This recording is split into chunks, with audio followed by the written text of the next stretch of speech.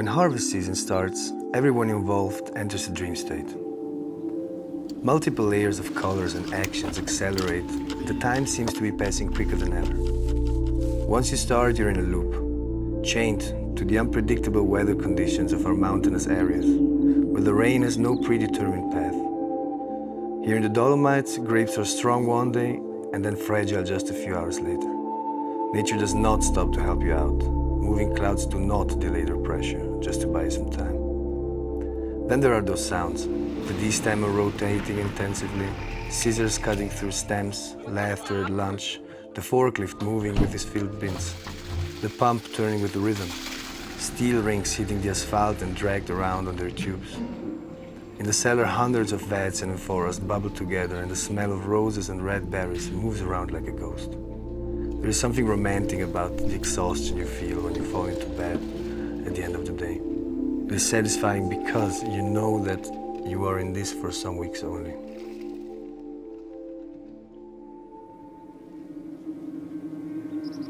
This year, 4 weeks to be exact. We started on September 2nd.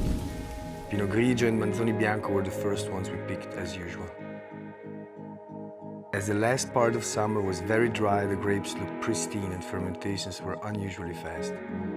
We continued with favoring weather and the picking seemed still slow and delayed as we began with the Tero lines.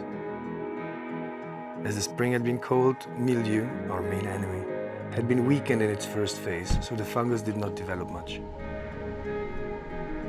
This made for an abundant and healthy harvest overall.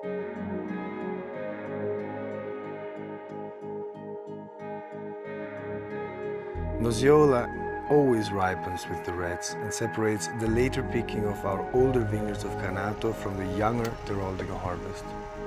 The weather kept on being generous, so we had the time to do 2 rounds and to increase the selectiveness on Nosiola for the amphora fermentations.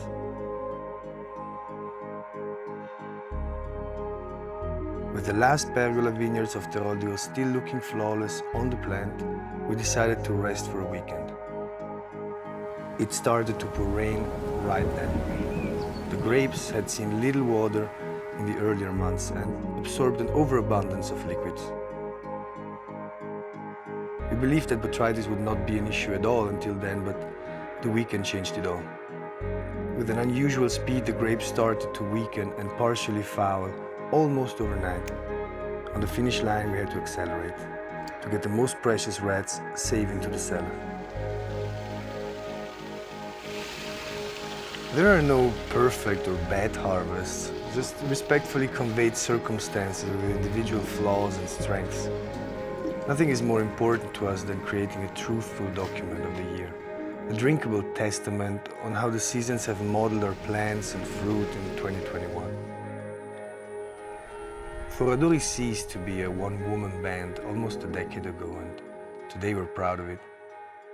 We need you to see the moment of harvest as a critical momentum, in which Emilio, Daniela, Giacomo, Perry, and everyone else involved compose a symphony.